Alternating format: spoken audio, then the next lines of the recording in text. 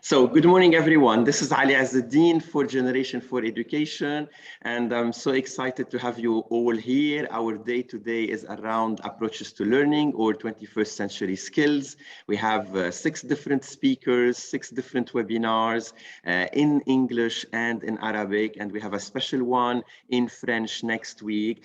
So Kevin, good morning and welcome. It's 9 a.m. here in the morning, and it's 11 p.m. your time in Honduras, right?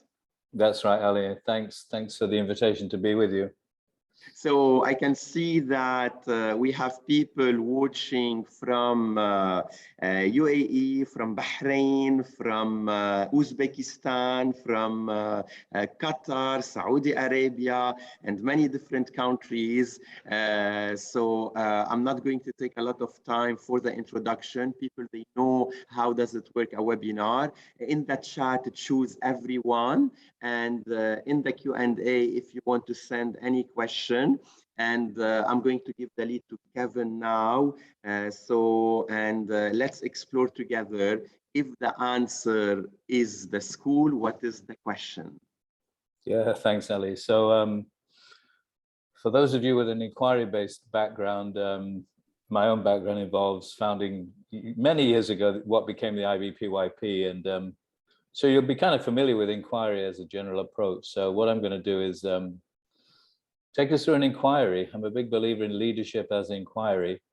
With that, the question that Ali just posed for us, if school is the answer, what was the question? Or you might even say, what on earth was the question? So I'm going to look at that question briefly and ask you to give me some of your own thoughts, and then explore 5 questions that I think would be alternative questions to create what schools might be. So in order to do that, I'm going to surprise share my screen and put that question up on the screen for us. So if school is the answer, what were we thinking when we created this thing called school? I'm going to ask you to take a sort of leap of fiction, not a leap of faith, just a leap of fiction, maybe into science fiction. And imagine this guy or gal or whatever, this non-human being coming down from the nearest possible galaxy, and with a brief to go back and report on Homo sapiens and how we get ourselves organized and what we do and how human society functions. And it finds itself hovering over a school, and it's increasingly visible UFO apparently, because apparently there's more evidence than there used to be. But this one has a brief to report on, like I said, human organizations, and it's looking at school and what goes on in school, and wondering what it's going to report back to its bosses. So I'd just like you to think, if you'd never seen a school before, if you saw it through entirely new eyes, and you had to work out what its function was supposed to be, what conclusion might you reach? What was the question that an alien might think school is for? For example, I noticed the larger examples of this species like to spend money or like to acquire purchases. So maybe school is for keeping these youngsters off the streets while their parents go out to make money. So have a think. If you had to answer that question, if you'd never seen school before, and you looked at what we actually do with kids in school, average schools, not probably yours, not great schools, but the average school system, what question might you think it had been set up to answer? How do we herd these kids as rapidly as possible from one place to another? That kind of question. If you have a question, just stick it in the chat, and then we'll take a little look at what you think the question was that led to this thing that we call school. So you may not have any responses to that. Like Ali said, it's late for me, but it's early for some of you. So maybe it's a bit early to be thinking like an alien. But if you have a thought, what do you think a fresh set of eyes might make of this institution that we call school? So let's check who are the people who are ready to put some questions in the chat and share them aloud with you. What question might school be there to answer? So we got the first one, how to train human beings to follow a system and rules. Thank you, Bonita. Later on in this, about a 35-minute presentation, I'm going to unpack the difference between schools framed by principles and schools constrained by rules, because we're going to look at Drucker's saying, culture eats strategy for breakfast, and cultures are framed by their norms. So I have another question for you, Kevin. Where can we send human children to be sent to know letters, numbers, and sorry. So, and to be out of their parents' hair. Yes. Where can we send the human children to be sent to know letter, numbers, and to be out of their parents' hair? Where can we establish a new person with rich, inspiring skills and emotion? So we're seeing that the questions are taking different perspectives, things related to knowledge, things related to personality, things related to structure. Why is everyone going there? I like that one. Why is everyone going there? When I had my kids in Mihai is camping this morning. So yes, if you are camping, why do we need to go to the school? Good morning, Mihai, and good morning, everyone. Yeah, it's do they really need it? Yeah. This is Mihai getting right to the heart of the matter. Do they really need to be there? Why are they going there?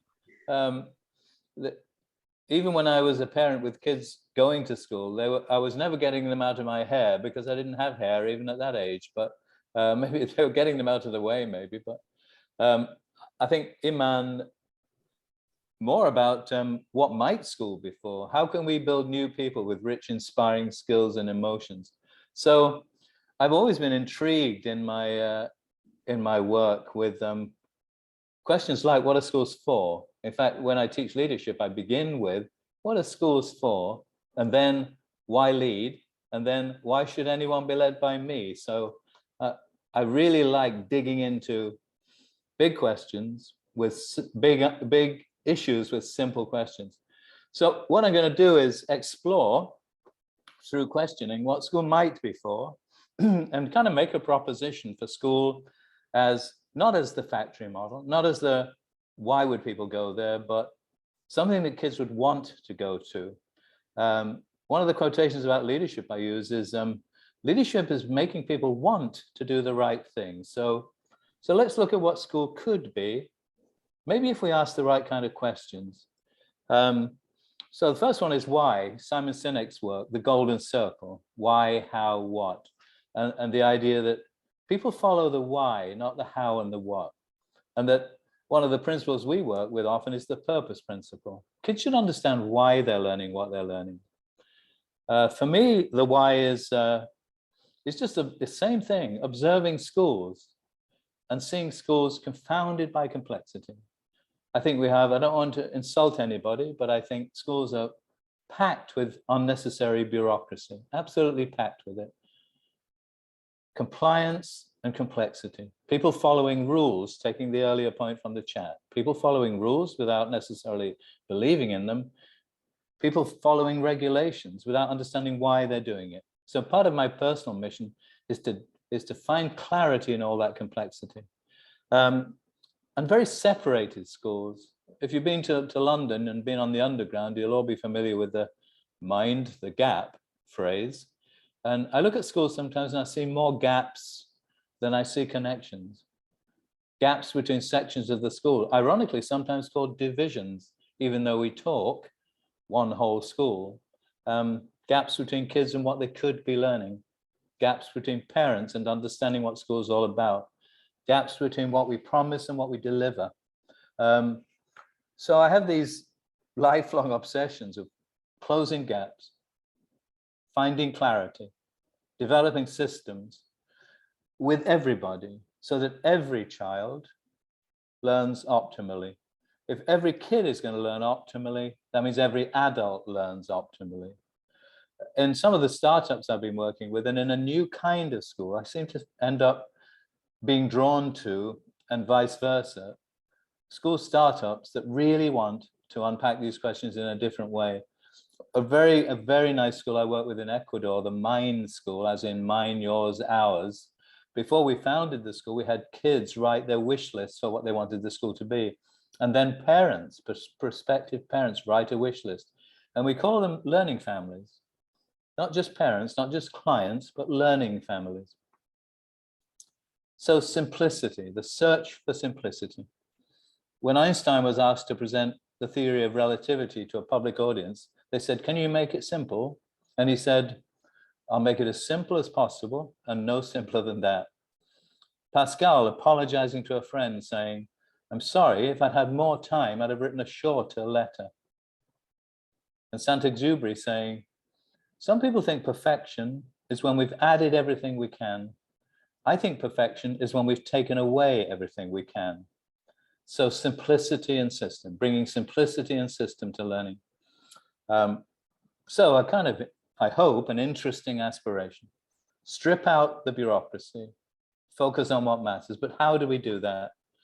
So inquiry as a leadership technique, a leadership strategy, a way of life, in fact. Here's a big question. What if schools really were a learning ecosystem where everybody learned and everything was connected, and we'd closed the silos and we'd found simplicity? What questions would you ask? We said there are 5 fundamental questions to create a great learning ecosystem. First one, what is learning? We're all in the learning game, the learning business, the learning profession, everyone on this webinar. And yet, where in the world can you find one simple definition of the learning process? Actually, how we learn, simple enough to be understood by every teacher, every parent, every kid. I love the work of Deming, who transformed Japanese industry after the Second World War. And he said, if you can't describe what you're doing as a process, then you don't know what you're doing. And I've always taken that to heart. If you can't describe what you're doing as a process, you don't know what you're doing. So what is the learning process? The question is, what is learning? Next question, if we decided how we learn, we still have to decide what we should learn. So our next question is, what's worth learning and why? And then how does everyone in the community access learning? So how do we diversify? Then how do we deliver on that promise? How do we teach the learning, build a learning culture in the school and in every classroom? And finally, how do the kids provide evidence of what they've learned? So demonstrate. So one learning ecosystem with 5 questions. What is learning? What's worth learning? How do all learners access learning? How do we build learning cultures? How do kids provide evidence of their own learning? So what I'm going to do for the next 20 minutes or so is talk us through those questions. I don't think we have a lot of processing time. Obviously, when I'm working in schools, this is all done through inquiry, but this is just a quick overview so that we can have time for questions at the end. So forgive me if it's a bit of a drink from a fire hose. The Common Ground Collaborative is a global network, non-profit, working with schools all over the world, talking to national systems now, but also talking to a tiny startup kindergarten in Oyster Bay in Tanzania that I'll be working with over the weekend. We said there are 3 kinds of learning that we need to pay attention to. And we looked at what experts do. We found that experts are experts in the ideas of their field and how they relate to each other. So we need to be good with ideas, or conceptual learning. Experts are highly skilled in their field. So we need to build competency.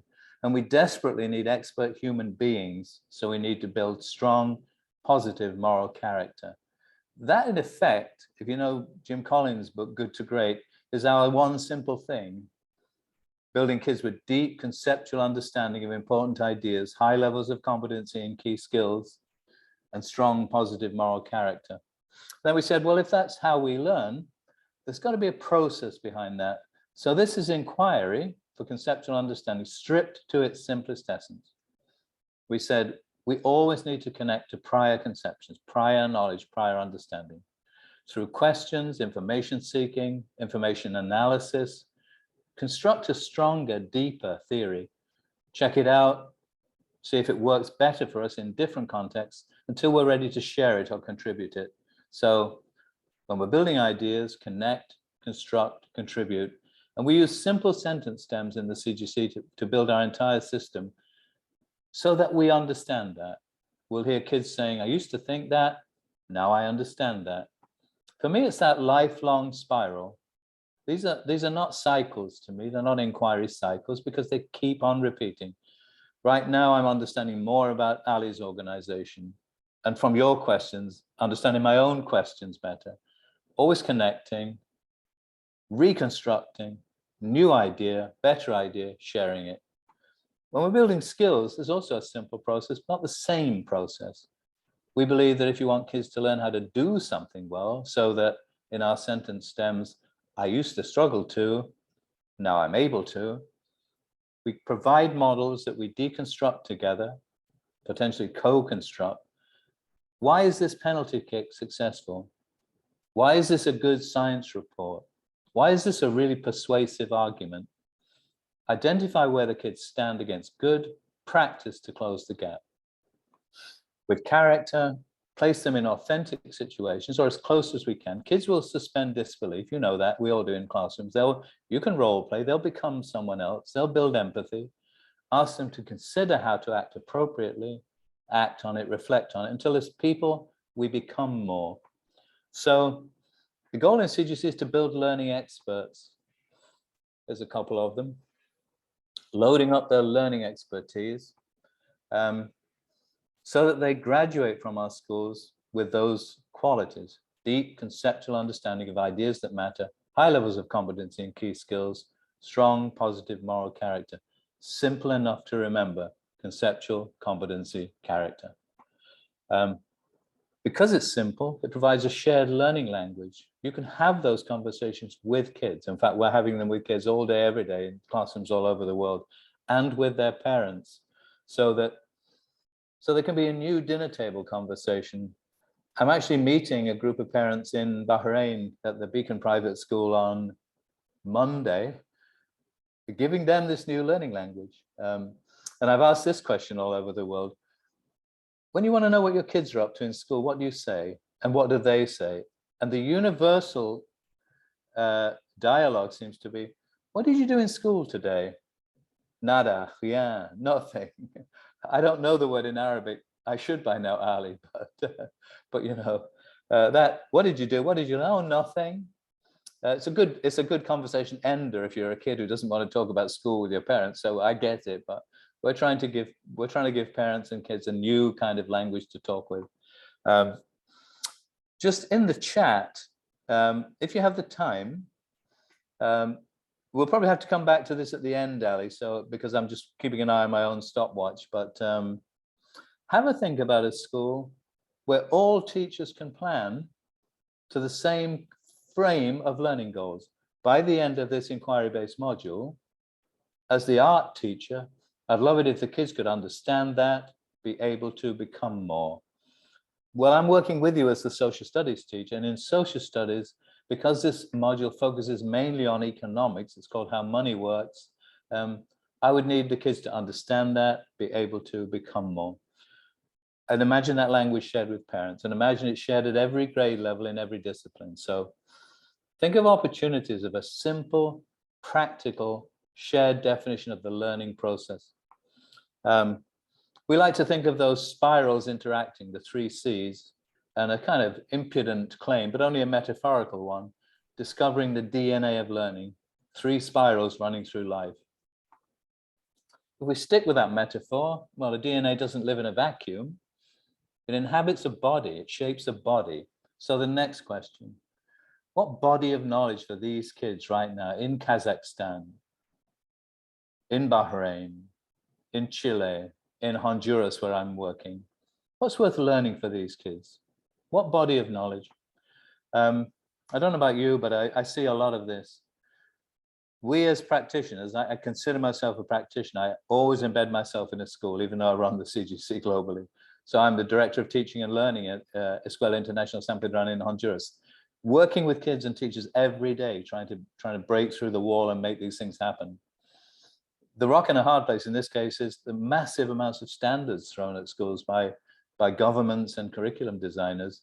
and teachers finding themselves stuck between, I can try to teach all this stuff badly and feel bad about it, or I can leave some stuff out and feel bad about that. So CGC has taken on that mantle, that challenge of simplifying standards and providing them back to teachers in teachable quantities and teachable quality. We started with saying, well, if we're saying what's worth learning, surely what's worth learning is what's common to all people. So these 6 human commonalities, we all seek purpose in our lives, to be part of something bigger than ourselves and to find well-being. We all look for how the universe is put together, the patterns and principles that dictate the behaviors of things. We all should be thinking about sustainability of social ecosystems and natural ecosystems. We're all individuals, but we belong to groups, and how groups organize themselves and treat each other is what has dictated human social progress. We're all users of language, storytellers. We send messages to each other for different purposes in different languages using different media. And we're all capable of creating things from nothing. A sculpture, a ballet, the printing press, the wheel. So we organized learning under these 6 human commonalities without getting rid of the disciplines, but the commonalities providing the big why that sit above the disciplines, so truly transcending disciplines or transdisciplinary. Not national, not international, but universal. Not disciplinary, not interdisciplinary, but transdisciplinary. Although, just to be clear and practical, we do a lot of work within the disciplines and lots of work across a number of disciplines. And then sometimes we go above the disciplines. I've just had the pleasure of developing 3 connected modules in Honduras with specialist teachers in elementary school under the one question of what is beautiful, understanding the aesthetics in everything. We have 3 teams now working on the beauty in teamwork, the beauty in movement, the beauty in bridges. That's an ethics and PE team, art and music team, STEM and tech team, but working as one team under the theme of what is beautiful. We've mapped these things out, and I was kicking myself talking to Ali earlier, because I could have put this up in Arabic, because we have it in Arabic thanks to Hada from Beacon School, and in Spanish, and in 2 forms of Mandarin, etc., etc. So a map of human concepts. But for teachers, so what? Nice idea, human commonalities. It's a wet Monday morning, probably not in Dubai, but it's a wet Monday morning in Manchester, let's say, where my favorite team comes from. In Lebanon, it's raining. Okay, all right. So on a wet Monday morning in Lebanon, what do I do with that map? We said we're going to turn it into the outcomes for the whole school. So for each of the commonalities, 1 transdisciplinary transfer goal. These are the takeaways from a good education. I was just doing a webinar for the Chilean National Council of Education, and one of the questions afterwards was, where's the quality in this model? And a quick response was, the quality in the model is in the qualities of the graduates, the qualities of the learners we develop. So for balance and purpose, a balanced person able to balance their own resources, the demands on their time, able to make pathways towards their own passions, live a fulfilling life, a rational problem solver who can solve complex problems using sound reasoning based on a deep understanding of causation. I won't unpack all of these, but if you're interested in this model, just send me an email. We'll share anything that you want to know from this webinar. So one consequence of the human commonalities is they provide us with our overarching outcomes from the education. But then practically, we said, we have to create flows, continuous spiraling flows of learning. So we mapped all of our learning goals, conceptual, competency, character, into learning modules and put them into a connected learning matrix. All of our modules begin with a compelling question. I was just working with 4th and 5th graders in a combined class in a big room with musical activities last week, introducing an economics module called How Does Money Work? Why do we fight? Why learn? What is anti-racism? How do wolves change rivers? So inquiry-based learning modules embedded in a connected learning matrix to give us both coverage of that standards issue, but also, as Jay McTighe and Grant Wiggins said, uncoverage of big ideas and enduring understandings. We have very close friendship with Jay McTighe. He and I are working on what we call the evidence project together about assessment. So coverage and uncoverage, a spiraling curriculum, so kids hit the concepts again, at least once in K through 2, at least once in 3 through 5, because again, as Jay would say, because understanding happens by degree. So we need to meet that concept again, the concept of energy, or even more important, the concept of equity. They need to meet it again and again and again to go deeper and deeper. Through modules that we plan simply. Why are we learning this? Always start with why. What will they learn? Conceptual, competency, character. What will the assessment be? Backward design idea again from UBD, and then how we're going to teach it to them. Sometimes doing open inquiry, sometimes doing guided inquiry. If it's open inquiry with student voice and choice, asking them, what would you fight to learn? That's a great thing to try with kids. And give it to me as a question. We always ask the kids to provide the question they think they have the right to explore. With teachers, the same. What would you fight to teach? We'll say, if I could only give you one class next year, what would you fight to teach from your disciplinary perspective or just your human perspective? And give that to me as a compelling question. Sometimes all looking at the same question from the different disciplinary angles, and the kids choosing the lens they want to use to look at questions like, is AI a threat or an opportunity for humanity? So as a model, the map, the matrix, the modules. So defining learning 3 C's, designing learning 3 M's. You'll notice I'm fairly addicted to alliteration. So the map, the matrix, the modules. But for everybody, I guess that's the question. Is it for everybody? Should all kids access this learning? When I was head of Brussels, we worked very hard to fulfill our mission. We developed, in the first 6 months I was there, everyone included, everyone challenged, everyone successful. These days it's, how do all kinds of adults get into leadership? Where are the opportunities for people who don't happen to look like, you know, the standard group of people in this faculty? I remember when I first went to Brussels, in the interview process, I had been working as head of Windhoek International School in Namibia, which truly was, that school was the vision of Mandela's Rainbow Nation. And the faculty asked me, I've only just remembered this honestly, in the interview with the faculty in the theater, what's your first impression of the school? And I remember saying, which was I don't know what possessed me to say it, but it was simply honest. I said, it seems very white. That was just, I've just come from Namibia and I'm just looking at the faces here. So on the learner side, I noticed that when parents leave their homes to take an overseas position, they do tend to take their kids with them. And if one of the kids learn differently, they don't say, yeah, sorry, Mary, we're going overseas for a couple of years. There's 2 years worth of sandwiches in the fridge and, you know, stay out of trouble. You know, they take their kids with them. And I just felt, as head of an international school, our duty was to serve those kids. Get our purpose, our mission aligned with our policies, our programs, our practices. Work to support kids in intensive, moderate and mild ways, which actually, I'll be honest now, when I see this, I don't like my old language so much. Scaffolding, I don't like this language either, the gifted kid. No ceilings for those kids. We don't have time to unpack that. That's a separate webinar, but how do we support the kids who have no ceiling to where they can go with their ideas? Seeing ourselves as capacity builders, actually more than support providers, capacity builders, because that gives the power to the kid and the kid's family.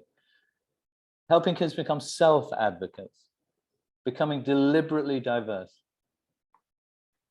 We see inclusion as being a part of something, not being apart from something. This section of this webinar, I know, is more vague than the rest of what I'm talking about. I think because it's a much more complex issue. Defining learning is complex, bringing equity is more complex. So we're struggling along with our schools. We're just in there for the journey, trying to think it through with the schools we work with. And then how do we teach for learning? How do we build learning cultures? Again, this Drucker saying, school change is about culture building. Michael Fullan said, change is reculturing, because culture will always eat strategy for breakfast. Leaders come and go with their tactics and their strategies. If they don't dig into the culture, they leave the school unchanged. Culture, the way we do things around here. Someone said to me recently, what we do when nobody's watching. Have we internalized the culture? Is it truly believed in by the people who work in the place or send their kids to the place, or are the kids in the place? So we have the beginnings of a culture, because cultures share a language. So we have a learning language now. But culture is more than language. If the learning definition is part of what's at the center, cultures also share beliefs. We found the most actionable form of belief statement is the principle. So what we do is we co-create principles with teachers, because principles come from within us, because a principle is a shared truth that brings that weird combination, that powerful combination of both freedom, because they can be broad, but order, because they should be clear. So we work with schools to create 4, 5, 6 shared learning principles that drive practice, that drive the norms of practice, so that the principles come from within the faculty, not imposed from without, from the outside. Here's a typical set: the idea of teaching for why, that we're in the people business and knowing our kids and caring for each kid is vital, that we need kids to own their learning, that we learn through making connections, and we learn through curiosity and wonder and inquiry. And then we build practices for learners, teachers, leaders, parents, board members, because cultures also share norms of practice. So we go from principles to practice. For example, the ownership principle. I was just working with a school in Dubai, the Clarion School, and a young Irish teacher, actually, Katie, I remember, said, you know, I think of ownership of learning like ownership of my apartment. If I own the real estate, I invest in it, I care about it, it's part of my identity, it means something to me. If I only rent it, it doesn't mean much to me, and I leave it behind when I go. And we had a great discussion about, are the kids coming to our schools, your schools, are they owning their learning or just renting it from us? And I think that's an interesting way to think about learning. Are the kids owning it or just renting it? If they're owning it, they can set their own learning goals and teachers can help them. And then they can show us what they've learned. For us, working with Jane McTighe in particular, there are purposes to assessment that are different from how it's usually used. For us, it's not just a sorting norm reference mechanism for which college the kids will go to. It's about this. I learned this from Jay. The Latin root of the word to assess is assidere, meaning to sit with or sit beside. So I'll just leave you to think about that and how different assessment has become. We work with 5 assessment principles, again, learned from Jay and his new book with Steve Ferrara, Assessment by Design. The purposes of assessment: to provide feedback to kids to improve their learning, feedback to practitioners to inform our practice. Reliable assessment uses more than one source. Alignment. The assessment should be aligned with our learning goals. Value. Since we value what we assess, let's assess what we value. And equity. Assessment should be fair to all learners. Feedback to kids to improve learning. Feedback to us to inform our practice. And then we close the circle. We have a very neat self-assessment system, the 3 C's, surprise, surprise. When it comes to alternative energy sources in Lebanon, I used to think that, now I understand that, here's my evidence. I used to struggle too, now I'm able to, here's my evidence. As a person, I think I'm becoming more, here's my evidence. But we're looking at a partnership with a really brilliant new tech tool called Got Learning, which is a wonderful way for kids to record their evidence on a chronological line for ease of finding, so they can tell their learning stories to their parents and to themselves. So 5 Ds: define what is learning, design what's worth learning, diversify, how do all the kids access learning, how do all adults access opportunity in a school, how do we deliver on that promise by building learning cultures, and how do the kids provide evidence of learning. 5 Ds: one learning ecosystem, potentially a learning ecosystem for our times, addresses the human commonalities, provides a global common learning language, etc. But just before I close, just another couple of minutes. So there's a nice model and it's working in schools all over the world, but globally, so what? Here's what we found. Things don't transfer easily. Kids don't transfer conceptual knowledge from one class to the next, let alone one grade to the next, unless we set up systems for transfer. There's a wall, you'll be familiar with this, Ali, there's a wall between the webinar and the weekly practice, between the conference and the classroom. The workshop goes well, nothing happens in the classroom. This is one of the dilemmas that continues to obsess me. What is it that prevents good ideas making it all the way into daily practice? Between policy and practice, there's a wall. Between research and reality, there's a wall. David Perkins, brilliant David Perkins, who's been a good friend to us, said, the regressive elastic is stronger than the progressive elastic, the elastic that snaps us back to our old practices. So we started thinking about scalability and how we get good practice into every classroom. This is an aha I got from reading Dylan Williams, who said, I'm paraphrasing, these aren't his words, but this was the idea as I understood it. Those of us engaged in learning design have our insights, our aha moments. We see patterns and convergences. We turn them into tools. But for those people whose job is to deliver, we need to do the same three things, but in the opposite sequence. We need to provide our teachers with tools, well-designed tools to do inquiry, for example.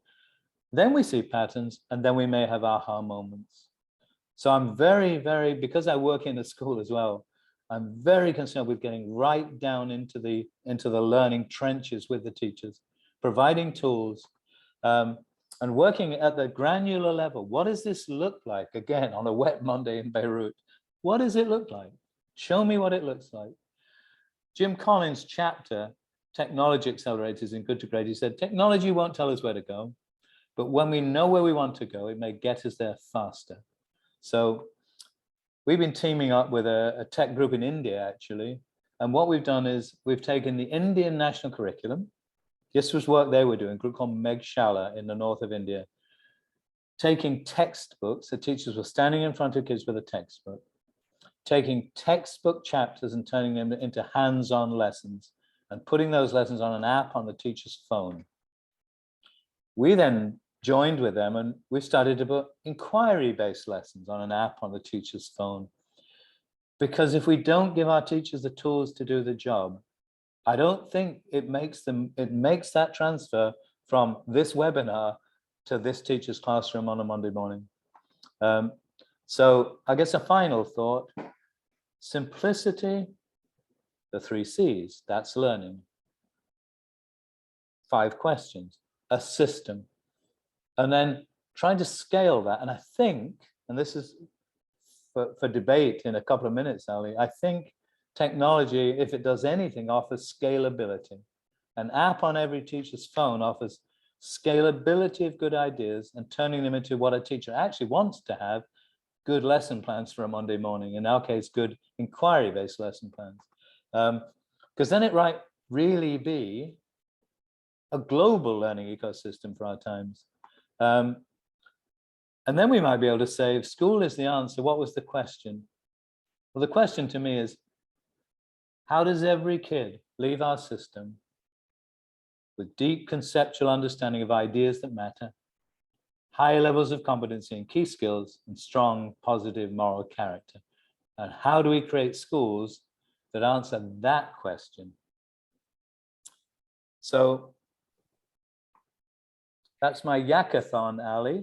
And very good. If there's any interest, then I'm open for questions. Yes, people were listening and sending questions. So my first question will be, if you want to recommend 3 books for lifelong learners, what would come to your mind? The first 3 books that comes to your mind?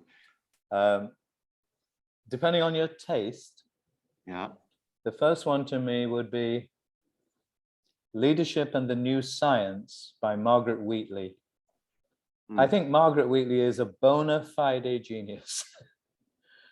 That book I found transformative. It was affirmative. I did learn new stuff, but what I really learned was all those weird ideas you always had, I found them in the book. For example, I love seeing patterns, and I teach pattern finding in our leadership stuff. And the spiral is a very intriguing pattern. And I've been thinking that for years. I was reading Margaret Wheatley's book. I turned to the back. There's about 6 pages of photographs of spirals. And her findings about the patterns in nature that match the patterns in humanity. I got the idea of working from principles from that book. She said, we have in common with all living things the search for freedom and order. And we find those things not in multiple rules and regulations and control mechanisms, but in a few simple formulae or principles that repeat on each other and within which we have personal autonomy.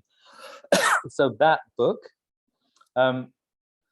it depends on your position, but if I was a school leader, I would recommend Good to Great, you know, the Business Bible by Jim Collins, because he nails the idea of the simplicity of the goal, get the right people on the bus, face the brutal facts, push at the flywheel, use technology accelerators, and then probably anything by David Perkins, anything by Michael Fullan.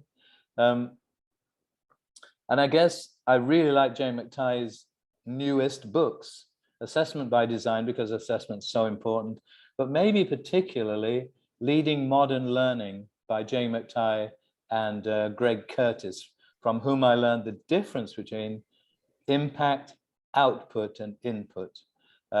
So planning for this change you want to see in the kids, not planning for the thing you want to have in the school, like a new curriculum. So Leading Modern Learning by Jane McTighe and Greg Curtis, Good to Great by Jim Collins, and Leadership and the New Science by Margaret Wheatley, and another 100 others, but those will do for now.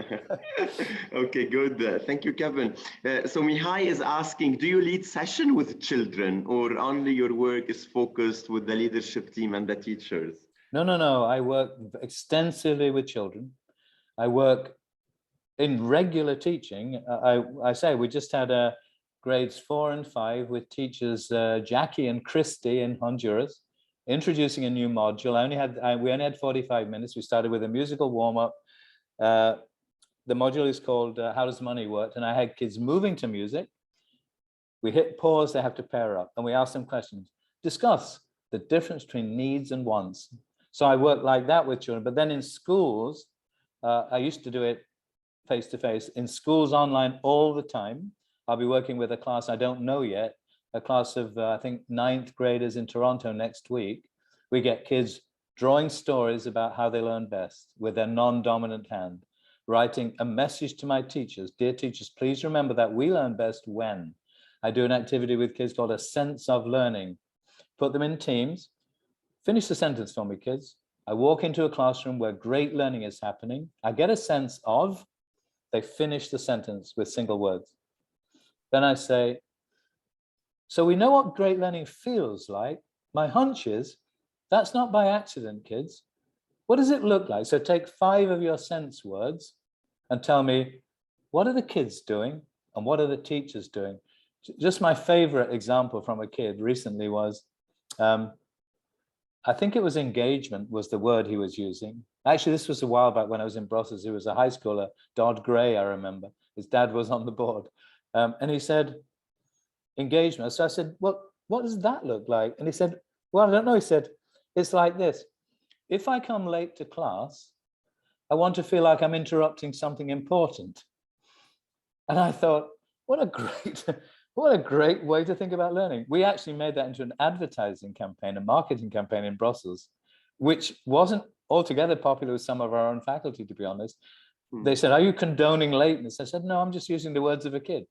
If I come late to class, I want to feel like I'm interrupting something important. So yes, I work absolutely directly with kids. Love working with kids and with parents. So the list of questions is increasing. So I'm trying to ask as much as I can in the few minutes left. And then, if I'm not mistaken, Shanshita She's asking, can you give like an effective strategy to start inquiry in the classroom? And I know like many teachers who are attending today, maybe they are working in traditional curriculum, very rigid textbook to follow. So if they want to start inquiry, where do they start? Yeah, it's a good question. I mean, where we start when we're helping teachers bring in inquiry is we do workshops and inquiry, but we only use inquiry in the workshop. We use our own methodology to teach the methodology we espouse. So, for example, when I was working, well, I'll give an example of kicking off with inquiry with this economics module with 4th and 5th grade. We did a warm-up where we put up questions on the screen and they discussed them in pairs using stuff that they could connect with, because we always start with connect. We knew they knew something about needs and wants, for example. Then what I did was, very simply, they all sat down again in their chairs and I said, when I say the word money, give me 5 words that pop into your head. And they wrote things like, well, very sophisticated sometimes buying, sometimes shoes, sometimes was like business, bankruptcy. Then we teamed up to make our lists of words. And then I actually taught them, demonstrated with them, a concept map. We co-constructed a concept map. And this is 4th and 5th grade, never done it before. We put their words up. I asked for a few of their words. I connected them. And what they did was they put their words on a map and they drew lines between them and they had to write the relationship. So dollar is a form of currency. So what I do is I do really simple things that give the kids an early win, something that, because they all know something about the topic. Develop a word list, begin to connect it, work individually, then work in a team, work from small ideas to big ideas. I mean, it's a much longer answer, but I would say connect with what the kids already know. Recognize they may need some input before they start. We don't always have questions if we don't know anything, funnily enough. We could kick off, I kicked off this wonderful transdisciplinary work with teams that I was talking to Ali about earlier by watching a beautiful video called The Adaptable Mind, and then brainstorming words and then putting the words together and then asking questions. I'll leave with this final thought about that. Honestly, what people ask, what's a good question? Well, there are protocol answers, open-ended questions that are blah, blah, blah. But the best question is one that we really want to know the answer to. That's why I ask kids, what would you fight to learn? If we can start with questions they really want the answers to, actually a final thought, the kids won't inquire if we are not curious. I honestly think the best way to kick off inquiry is to be genuinely curious ourselves. I am genuinely curious about, if school is the answer, what was the question?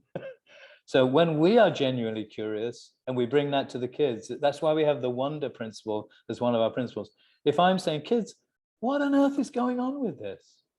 And if that curiosity comes through in your tone, they'll also want to know. You sweep them up in your own curiosity.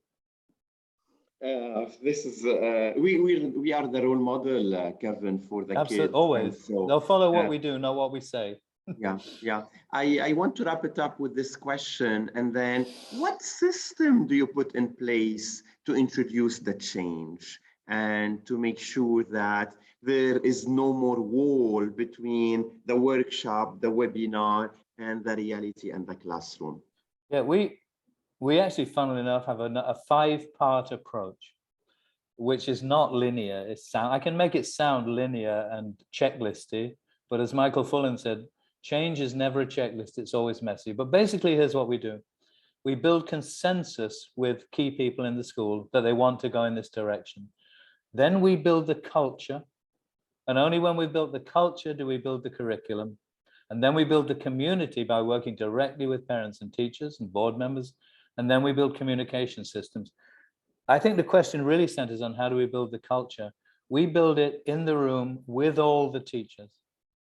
In logical sequences, we get teachers drawing their learning experiences when they were kids. We turn those into messages to our profession. You know, dear Beacon teachers, from my story, let's remember that. So we go deeply because one of our principles is learning is personal and social and emotional.